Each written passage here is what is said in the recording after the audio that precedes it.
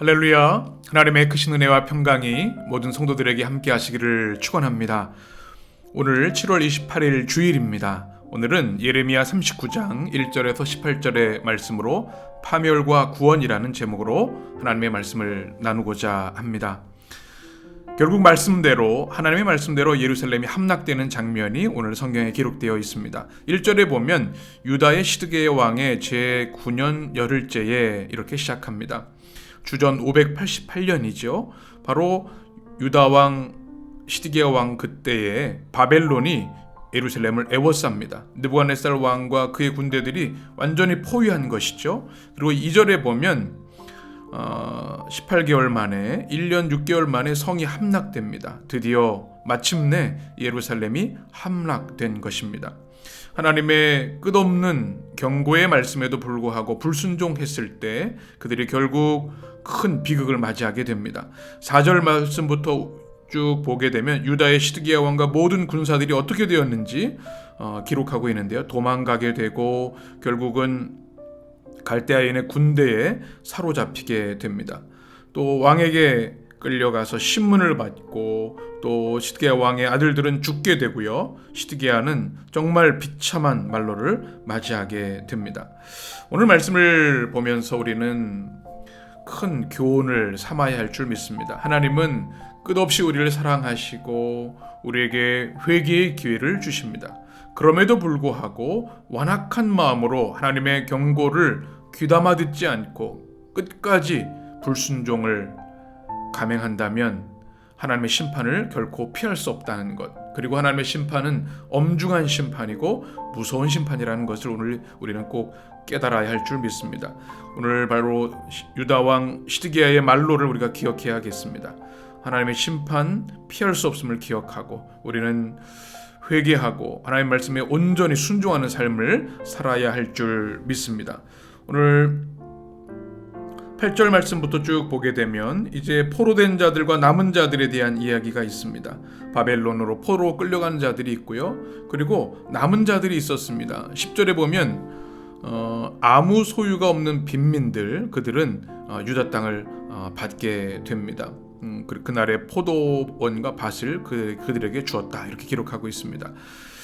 지도층들은 다 죽고 처벌을 받았는데요. 또 역설적으로 아무것도 가지지 않은 힘없는 자들은 오히려 그 땅에 포도원과 밭을 받게 되는 그런 모습을 우리가 성경을 통해 보게 됩니다. 드디어 11절에 보게 되면 예레미야가 석방됩니다. 11절에 보면 바벨론의 느부갓네살 왕이 예레미야에 대하여 사령관 느부사라단에게 명령하여 이르되 12절 그를 데려다가 선대하고 해하지 말며 아멘, 이렇게 말씀합니다.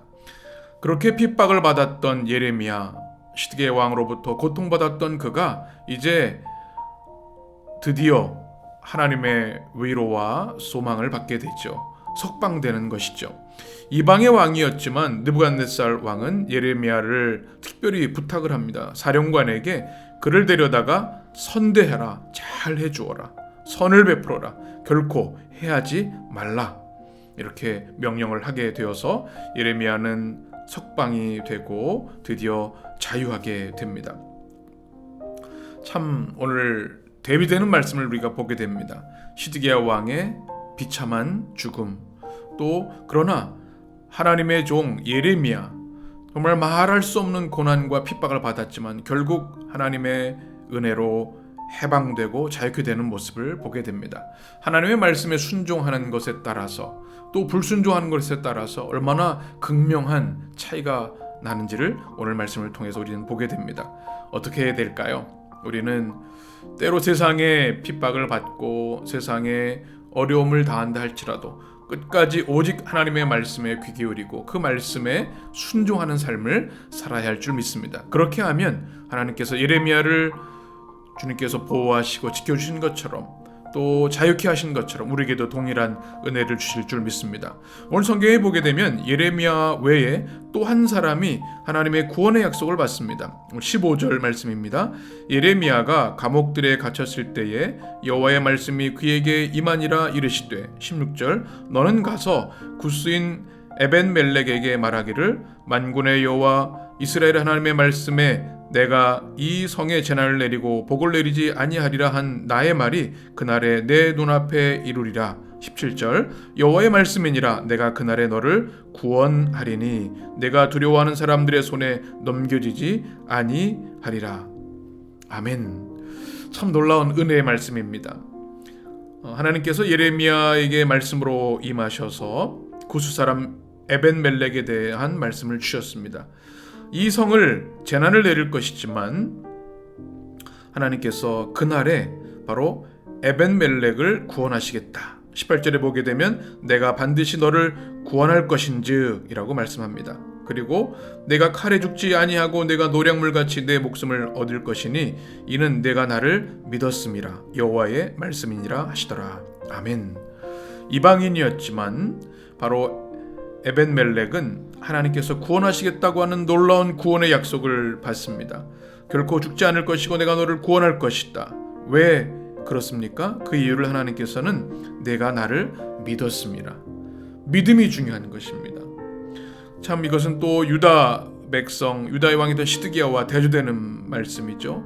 하나님의 백성, 택함 받은 백성이었지만 하나님의 말씀을 믿지 않고 거역하였을 때 비극적인 말로를 갖게 되었습니다. 그러나 이방인이었지만 에벤멜렉은 하나님의 하나님을 믿었습니다. 우리가 38장 7절에서 살펴보았던 에벤멜렉을 우리는 기억합니다. 그는 구스인이었고 왕궁의 내시였습니다. 예레미야가 위험에 갇혀 있을 때 위험을 무릅쓰고 왕에게 탄원을 했던 에벤멜렉을 우리는 기억합니다. 예레미야를 구해 주십시오. 고관들의 악행을 그는 고발하면서 어쩌면 생명을 걸고 하나님의 사람 예레미야를 변호하고 그를 풀어줄 것을, 그를 구해주실 것을 탄원했던 것이죠. 하나님은 그를 기억하고 계셨습니다. 그래서 이 심판의 때에 예레미야뿐만 아니라 에벤멜렉 그를 기억하시고 구원하시고 축복의 이름으로 우리에게 전해주신 것이죠. 이 말씀은 참 큰 우리 은혜가 됩니다. 하나님은 언약에 신실하신 하나님이십니다. 언약은 너무나 중요한 약속입니다. 짐승의 피를 통해 한 약속이기 때문에 목숨을 걸고 그것을 지켜야 합니다. 그 언약을 지킬 때 생명이 있고 그러나 그 언약을 어길 때 하나님의 심판을 피할 수가 없습니다. 하나님은 신실하시고 그 언약, 하나님의 말씀 그것을 지켰을 때 예레미야와 에벤멜렉은 구원과 회복의 은혜를 누리게 된 것이죠. 사랑하는 성도 여러분, 오늘 이 시대에도 많은 어려움들이 있고 또 많은 세상의 거짓 메시지들이 있습니다. 우리가 어느 편에 설 것인가, 무엇을 붙들 것인가, 우리가 누구의 말에 우리의 인생을 드려야 할 것인가, 오직 하나님의 말씀, 살아계신 하나님의 언약, 그것을 우리가 붙들어야 할 줄 믿습니다. 그렇게 하셔서 오늘 말씀에 있는 것처럼 예레미야와 에벤멜렉에게 주셨던 놀라운 구원과 회복과 축복을 우리 모든 성도들도 누리게 되시기를 축복합니다. 거룩한 주일입니다. 이제 7월도 마무리되어 갑니다. 하나님께서 믿음 안에 7월을 잘 마무리하게 하시고 또 하나님 약속하신 예비하신 8월도 소망 가운데 맞이하는 성도들이 되셨으면 좋겠습니다. 이 한 주간도 하나님께서 말씀과 성령으로 우리 모든 성도들을 지켜주시고 동행하시며 인도해 주시기를 주님의 이름으로 간절히 축원합니다.